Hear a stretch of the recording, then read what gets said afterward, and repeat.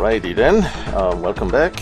I thought I'd also explore a little bit what I'm doing here with Puppy Ray. How do we create renderings that look not so much like landscapes or sand dunes or mountains, rolling hills and that sort of things, but simply more like a post-apocalyptic cityscape, or even just a cityscape. It doesn't have to be post-apocalyptic. And obviously it's not going to render absolutely everything here, right? For instance, we don't see the glass windows on the blocks. That's something you might want to paint on. You might want to find a texture that you can adjust and place on it, and maybe we'll explore some of those techniques as well. But we have to get started with at least something like a couple of main streets, avenues, streets, cross sections, intersections, and a couple of pillars, a couple of low blocks, a couple of city blocks that are tall, skyscrapers, that sort of things. And it all comes from something like this, right? This is sort of the elevation map, the height map that we want to get to. You might say, well, why not just start with something like this? These would be the city blocks, right? And that's a good start. Then there is also a modulation of the city blocks, meaning we want to have something like this, but not as evenly distributed, all predictable, all very tidy. We want to get a little bit messy and have some areas a little bit brighter, therefore higher, and some areas a little bit darker and therefore a little bit lower elevation, buildings that are not going quite that high. So there's probably 3 or 4 steps to get to something like this, and then even take it further, right? And so let's see the first one. The first step is a clean image, and then we go to the filter, and I did a render. Where is it? Brick texture. There you go. All right, and I don't care what colors it is. Well, we're going to turn it into a grayscale at some point anyway. Right. So what you need to do is say what's the brick size and what is the mortar size. How much space is there between the buildings? The buildings are going to be the white parts, the bright parts, and the street down here, that's going to be the dark part. So if you give it more space, more mortar size, you're going to have wider avenues, more spacing between the blocks, the buildings. And so maybe we'll go with something like this here, and we can have one of them really dark and one of them there, and then the other one really bright up here. All right, okay, that. And if you want to make this totally a grayscale going from black to white, we can certainly do that right here. Go to the image menu, turn this into a grayscale, turn the image into a grayscale in a couple of ways. Doesn't matter really which way, because what we'll do is we'll immediately also do a expanding of the dynamic range. So the darkest pixels, which happen to be the mortar, are going to turn black, and the brightest pixels, which happen to be the bricks, will be white. All right, and we can check on that with the color picker. That should be 255 on the red, green, blue channels. And if we go again, look, you can use the comma as a shortcut. Look for the dark parts, and there it is, 000 for red, green, blue. So we have one part of the image. Let's go and store that. And the next part is to create some sort of an aberration to that, right? These streets are all going parallel. And in a big city like New York, you know, there is one, or there are a few streets that are not. In particular, one that's well known, it's Broadway. Broadway is going at an angle. And it adds a tremendous amount of realism just having at least one of those in there. So one thing you might do is create one regular street, let's see, one filled rectangle, right, so to speak, and do something like this, and then simply rotate it. You can do that at the image level. You can do a fine rotation or free transform rotation. Find the little round widget down here. You don't want to move it away, but that's okay. You want to rotate it a little bit like that. Perhaps scale it up so that it goes out of bound, and then right click to apply this transform. So we now have an image that we could composite on top of this one. Right, we can combine the two. For instance, we can take this one and simply click the little pull down menu here and say combine this one with the one we already have here in a multiply mode. Multiply black to black remains black, white to white remains white, black to white turns black, and we have now a combination of the two. We had a little transform issue here with the alpha that got transformed too with our general free transform tool. So let me show you another technique that might be useful. If you want, especially if you want multiple streets like this, start from this again and simply transform. Go to the transform tool and this transform tool here.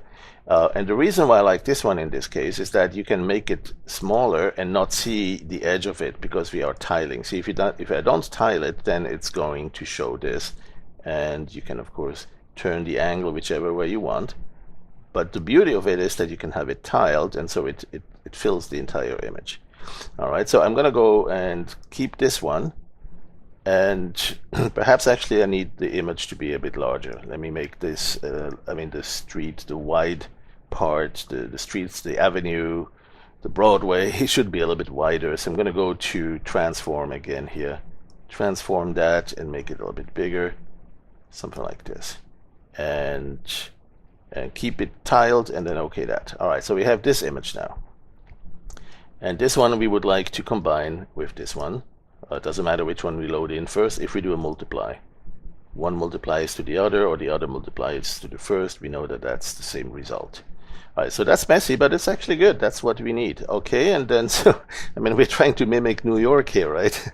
So how do we get to something like this? Now, so the idea is that if we do this, it's either all black or all white, and we do need to have a bit of variation, especially on the buildings. These buildings are going to stand really sharp and crisp, and instead we want a couple of steps leading to that elevation. So there's a couple of ways to do that. You can start from that existing image and add a bit of margin to that. Add a little bit of light diffusion, for instance. In fact, before I do that, let me zoom in so we can see that better. Let's go to some light diffusion from the photographic filters, light diffusion, and add a little bit of this. And you can see how it's adding a bit of white blur. It's basically bleeding the brightness to the dark side. And you can adjust how far or how intense you want that. But the key is to have some graduation or graduation, some gradient of grays, some going from black to white, not in one step, but in a variety of steps, in a couple of steps, and many of them. And then on top of that, also add the adjustment. And for instance, one I really like for this is the curves, because with the curves tool, let's reset it here. With the curves tool, you can make it a little bit darker for a short while and then jump up in a step and then keep it at that level almost and then jump up and basically do a little staircase here. All right, so what you'll see is that you have several levels, but not an infinite number. Well, it's not an infinite number anyway, but it's a more manageable number of levels, and you can have perhaps some buildings that will stay, jump up to one level before, then a little bit later jump up to the next, and then eventually jump up to the very skyscraper at the top. So that's one technique. This looks a little bit too roundish though, so we need to do a little bit more blocky on that. And another filter that's absolutely wonderful for that in the transform as well is, where is it? Well, crystallize and mosaic. Take your pick here. Crystallize will give it crystallized forms, and that can also be really interesting looking.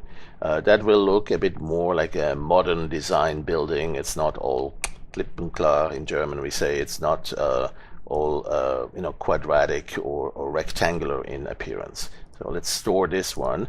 That's a candidate for our elevation map. But let's also do the other one just to get an idea of what that looks like.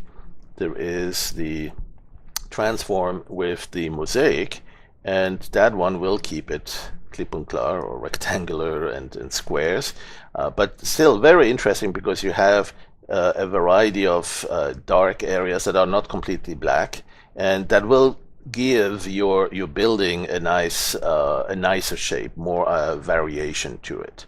Right. In fact, let's do a quick render on this with Puppy Ray just to get an idea of what that looks like.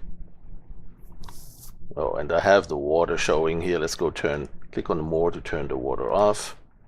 And there you go. All right, but do turn the global illumination on, and perhaps set the sky to something relatively bright, so you do get a fair amount of shading here.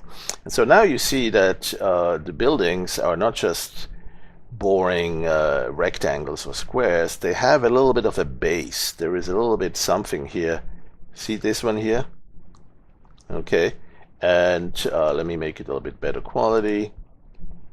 So now you see that there is a bit more structure to that, right? So that's because we did the the extra work on those initial very systematic boxes. So that's an interesting one. Let's go back to this one.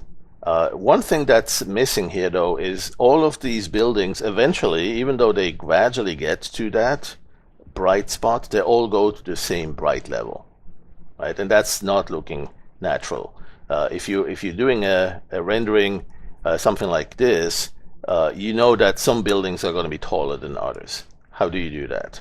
You don't want them all at the same level. Right, let's go test that theory, actually. If I take this one and go render that, transform puppy ray GPU, and let's do a quick preview render.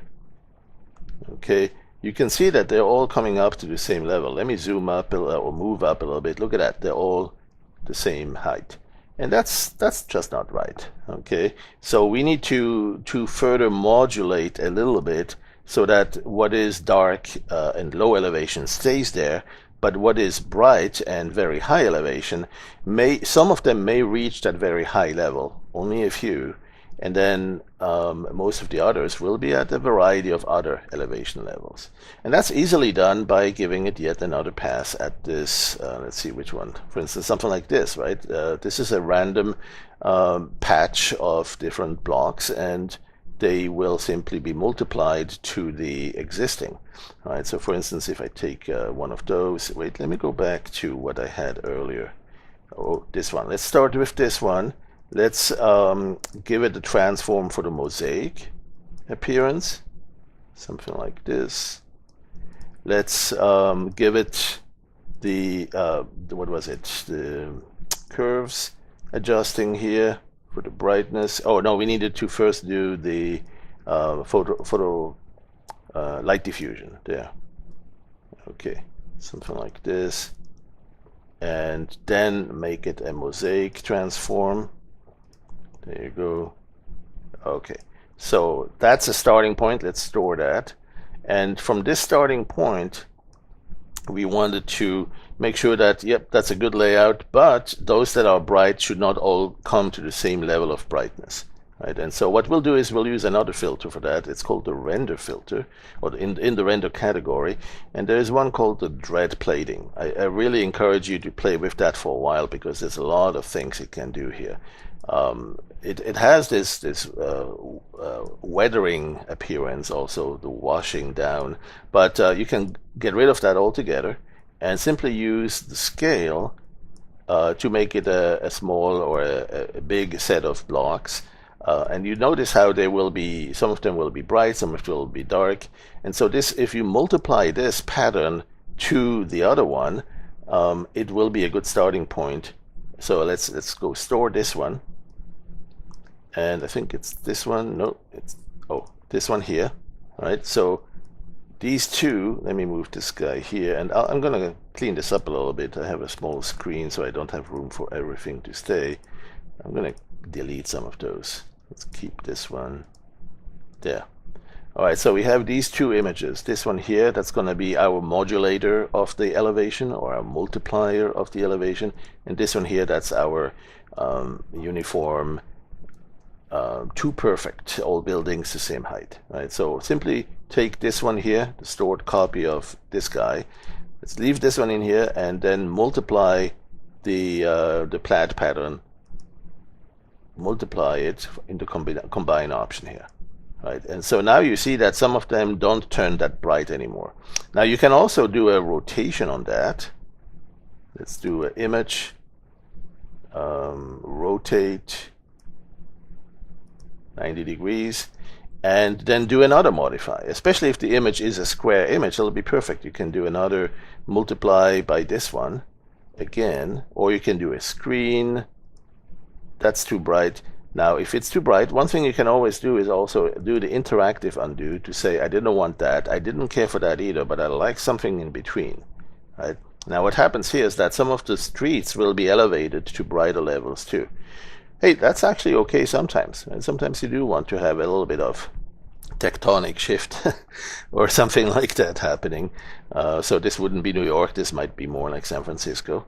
But it's definitely a way to add a bit more to that feeling that some of the buildings are taller than others. And I'm going to go one more time with this image here. This time I'm going to go back to the multiply mode and further enhance that appearance. Now, once you've done that, you have a good starting point for the rendering, but you could still do some more. For instance, you might want to add a little bit of erosion there, like sediments. If this is supposed to represent a post-apocalyptic scene, a cityscape with buildings that are crumbling and deteriorating due to weathering, one thing you could do is add a little bit more of that photographic filter effect called light diffusion, which will spread some of the bright pixels into the darker regions.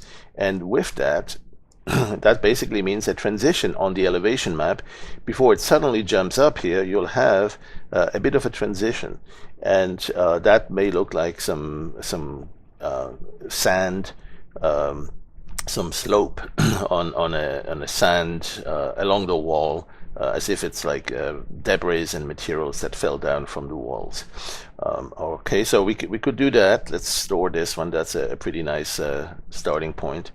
And then one more thing we could do also is perhaps make it so that the buildings are not all going up to the same height. You see here, well, actually it isn't, because we gave it that plaid pattern with this filter here. What was it? Render dread plating, but you could do that again at a smaller level to add even further variations. The thing though is you want to only do that along the edges. You want to make it look like the walls of that building are standing and maybe the rest of it has crumbled, like there is no more area in the middle. The roof has collapsed, it's all caving in. So one thing you could do is do something like an edge detection on that, right? That's under the convolution or convolve filter group.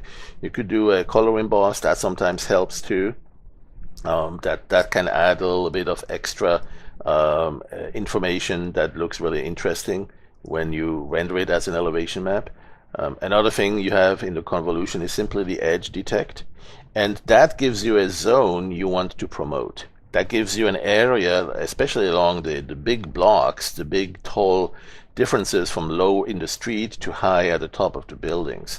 All right, so one thing you can do is first of all adjust that, perhaps as crisp as with the threshold, so you either see nothing or you see it all, something like this. Right, so then that way that really emphasizes the transition on that building. The slope was really strong here, really high value on that difference with the edge detection. And then you can use that as a mask or as a filter to apply something that will only affect that particular set of pixels. Right, so for instance, you could, first of all, you could turn that into the alpha channel. You can go, for instance, you could store the current alpha channel or selection. Selections in alpha channels, it's the same thing for us here. So you can store the selection, which right now there wasn't any selection, so it's all white. It's all selected. Actually, there was one, it's all selected, but I can get the image into the stored copy and then replace it into the selection mask. So now you see the marching ants around it. And one thing I might want to do is make it a little bit wider, right? So expand it a little bit. I'm going to go to the selection and grow the selection just by 1 unit. So that makes it a little bit bigger, and then that way you have a bit more of an area that can be worked with. Now, how do you work it? Put this image back in, click it, and so you see now the areas that are not tinted in pink. And the pink collection or coloring is really just because I have the overlay enabled under my selection mask here, selection menu overlay. If you turn that off, the only thing you do have is the marching ants, and those you can turn off too if they're annoying or making it slow. But then you have no idea where the selection is, so you need to have at least some idea And the overlay is highly recommended because it shows you better where the selection is not, especially when there is just a lot of it. You don't know which one is the inside of the selection and which one is the outside of the selection. The marching ants just tell you where the transition is, 50% selected, but it doesn't tell you which one is going into more or less of the selection. Right, so we have that, and we can render another filter through that mask, or the same filter. Right, we could do something like this red plating again, and this time make it a small size. See the scale, so that we actually have a lot of variation, even in these very narrow walls, a lot of modulation on that. And perhaps maybe we don't want it that extreme, so we can adjust a little bit here just to have a little bit of variation. Otherwise it looks like these walls are going to have very strong pillars, very narrow, just one pixel making one very narrow pillar or a column, and that's okay if that's what you're looking for, right? But if you want just a little bit of variation at the top, the brightness should only be modulated a little bit. Something like this is probably adequate. And then you can clear the selection, or let's keep it. Let's grab a copy here. Here's the alpha.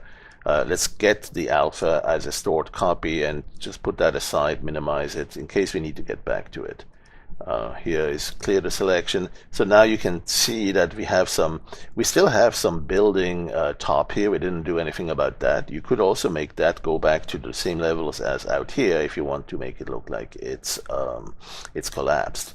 Right, and that's really something you do if you want to do some very specific work in something like this. You take the selection mask, the magic wand, and you go select with a little bit of anti-aliasing, or perhaps a little bit of margin tolerance. Allow it to select something that's similar in brightness, but don't allow it to select these pillars in the middle here. Right, so with that, plus you can use a shift key to add to the selection. So with that, you can, or perhaps without the anti-aliasing, no need for that. There you get a very crisp selection like this, and what you want to do is simply bring this back down to the lower level. What you can do is simply fill it, paint it with a color that's from the street out there. Right? So you take the turkey baster here and pick the color, and you'll see sort of a mid-dark gray, and then simply use the fill tool to fill it right in there. Now you might also need the tolerance on that. You have it here already. You have the opacity. Maybe you don't need it fully opaque. So let's undo and fill it again. So you can actually fill this a few times until it gets to a decent level of darkness. And you can also still use the interactive undo here to adjust a little bit of that. Let's go clear the selection. And now you see that the inner part here is at the darker level, more to what you see here out in the streets. And so it will look like this has collapsed. This roof has collapsed if this is a building that we are looking at.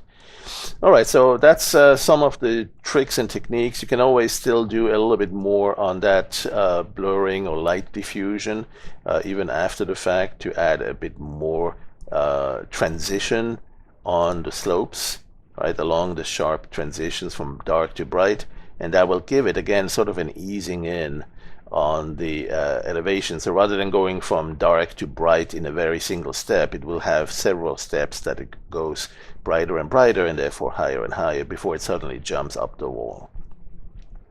Let's see, what else could we do? Well, you know, if you have a particular scene you need, let's say this is a street scene for a game or some sort of an illustration, and you want a path to be cut through here, you can certainly go and paint that right in there. Right? You can use the brush tools and many others, even as simple as a small airbrush here. Make sure it's not at full opacity, so you can feather it in there. Oh, that's too bright. And it's also the step distance is too close. You want a little bit more spacing here. And then find the right color. Perhaps actually use the turkey baster again to pick a color like this one, and then you can paint you select the brush and you can paint your path right going through here, right? And so here is a corridor that we just carved because it's pretty much the same intensity. and same brightness all along it, has a little bit of variation, but it's gonna make a route or a path or a street. You can also do some straight lines. You can, there's a lot of different ways. Once you start working with elevation maps here, you'll see things in 3D as you paint them. And that's really the ideal situation, is that when you paint something like this in gray, you know that that's going to be the lower elevation, and you already start seeing it in your mind as a 3D street or rivers and canyons and that sort of things going through the city. It's particularly interesting to do that if you actually want to show it partly flooded. Right? So let's do that. Let's go store this. In fact, I'm going to save this image. This is an interesting one that I want to add to my collection here. I'm going to give it in JPEG, even though that's a little bit lossy, but I'm going to go CD2. I've done a few before here, as you can tell. And so here we have an elevation map that went through quite a number of steps to be put together. We could do one more thing, which is perhaps make it seamless, but it is such a blocky appearance, the edges is not going to make it any more blocky, so that's okay. Just in case you're interested, you can do something like a make seamless, and then sacrifice a portion on the edge with the portion on the other edge, and basically get a transition off that. Right, so you can do that here. I'm going to go 9 by 9 for the same amount in X and in Y.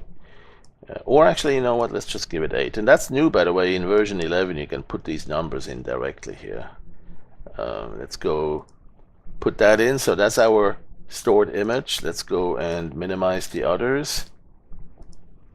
And experiment with a few renderings that will fall into a different tutorial, though. Here we wanted to just focus on, well, let's get you started, just so you can explore this.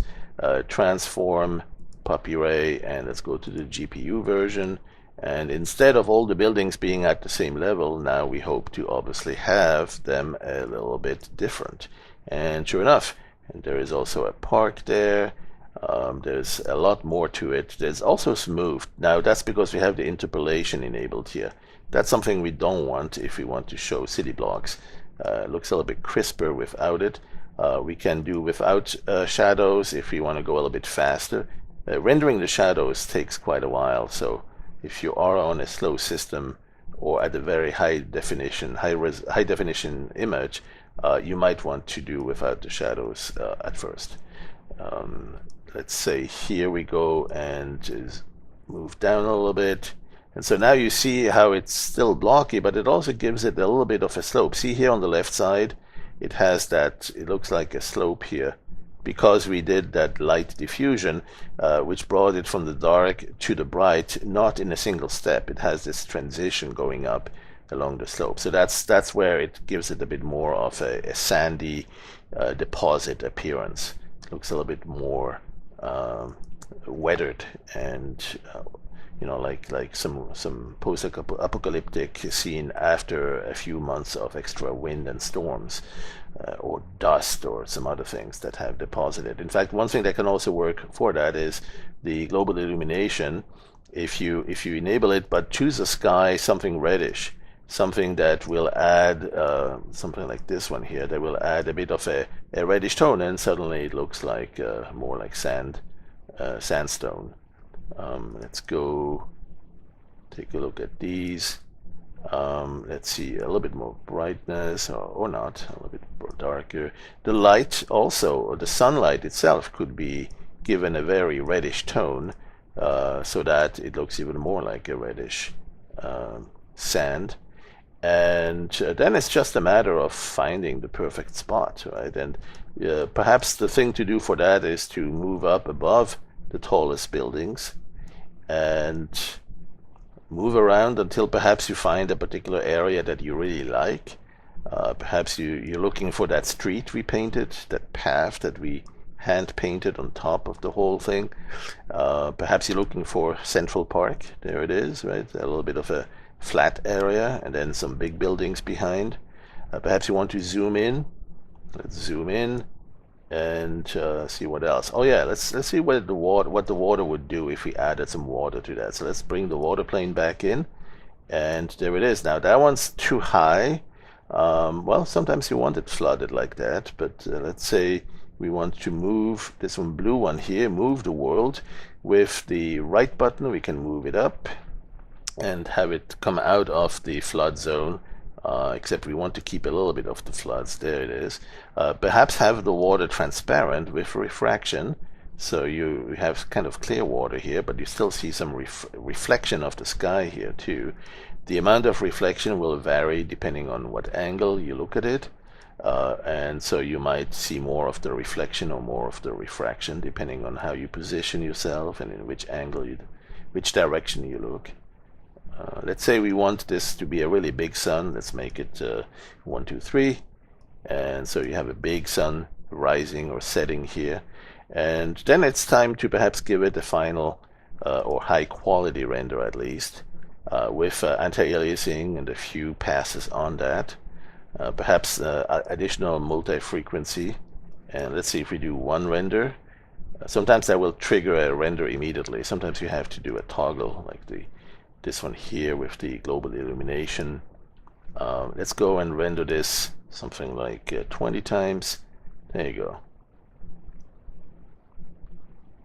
And I'm gonna go and render it one more time at even better, at higher multiple passes, something like anti-aliasing steps of 40 or so. But before that, I'm going to also give it some softer shadows. We have a very bright sunlight here, so sun image. So I'm going to make it a little bit more of a 8 or 9 for the shadow quality. And yeah, so I think that's pretty much what we needed for this quick intro on how to create some of these elevation maps for something that looks a bit like a cityscape, whether it's post-apocalyptic or whether it's something just not quite perfect, but pretty much there already. And you can go and paint on that to add some foliage, or you can paint on that to add some poster boards and windows, glass, that sort of thing. So there's a lot of things that your imagination can take you further to the next step. Alright, thanks for watching, and we'll see you next time.